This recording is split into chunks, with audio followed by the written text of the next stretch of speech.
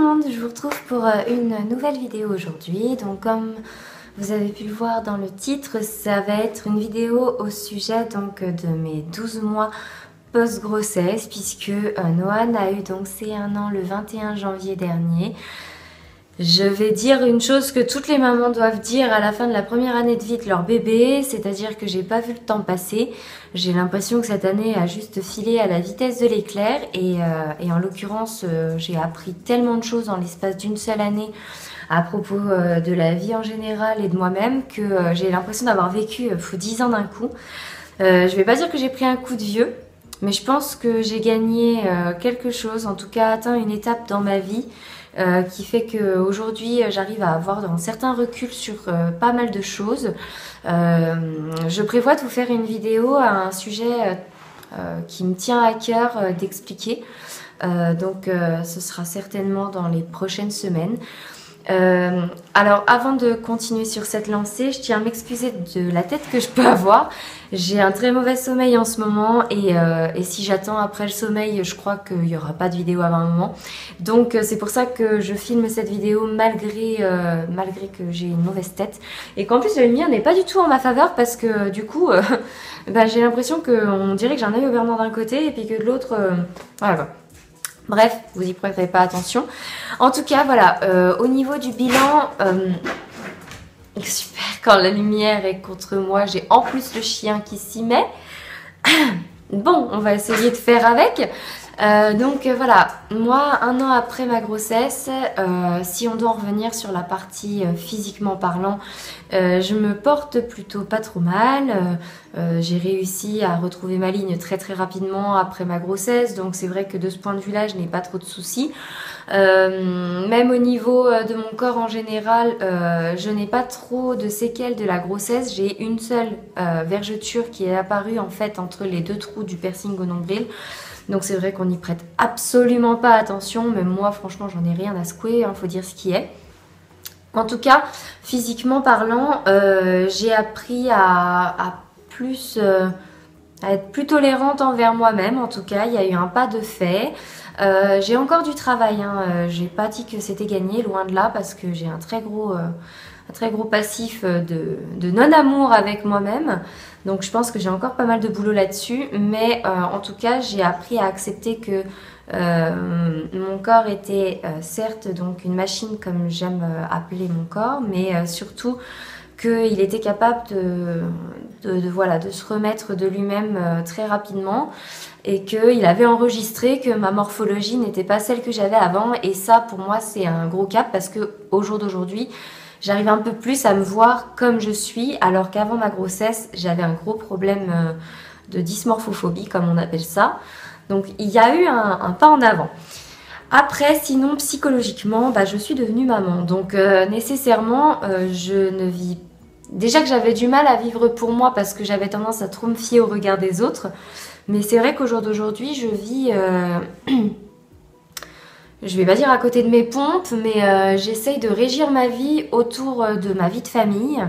Je ne suis pas que mère, je suis aussi femme, j'arrive à trouver du temps pour moi, j'arrive à m'agencer des moments où je peux réfléchir à moi, mais j'en reviens toujours en tout cas à ce point central qui est devenu mon fils. Et j'ai l'impression des fois que je marche à côté de moi-même entre guillemets parce que comme je vis pour lui avant toute chose, je pense que toutes les mamans vont comprendre ce que j'essaye de dire. C'est délicat de mettre des mots là-dessus, mais en fait au final on vit plus pour soi, c'est impossible à partir du moment où on a un enfant, et ça c'est pareil, j'ai appris à vivre avec.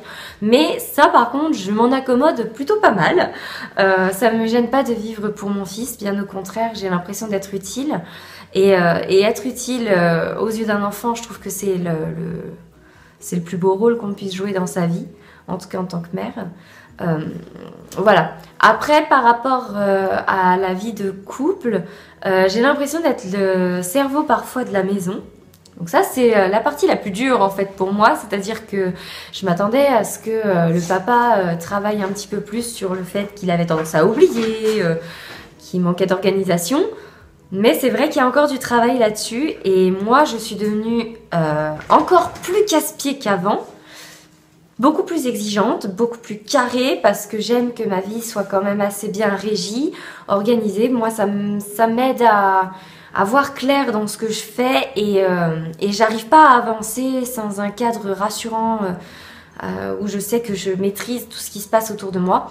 Donc ça, c'est mon défaut à moi, c'est mon perfectionnisme qui parle et depuis que je suis devenue maman, il est assez accentué, voilà.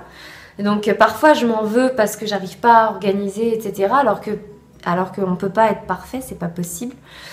Et ça, c'est la partie à travailler au jour d'aujourd'hui sur moi-même, c'est-à-dire apprendre à lâcher prise. Et ça, c'est très très dur pour moi. Donc voilà, ça c'est dans mon bilan post-grossesse, c'est peut-être le point négatif, c'est que je suis devenue encore plus casse-pied.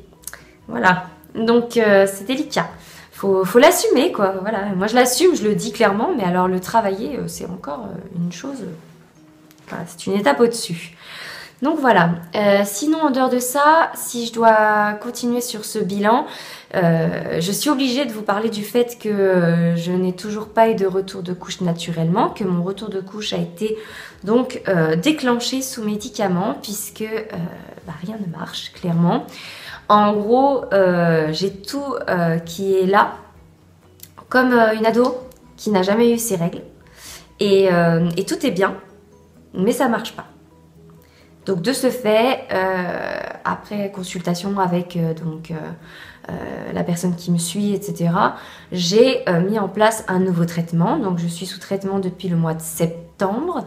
On a fait attention les 2 premiers mois puisque je devais me faire enlever une dent de sagesse et je ne voulais pas repousser cette intervention. Donc on savait que si je voulais me la faire enlever, il fallait pas que je sois enceinte à ce moment-là.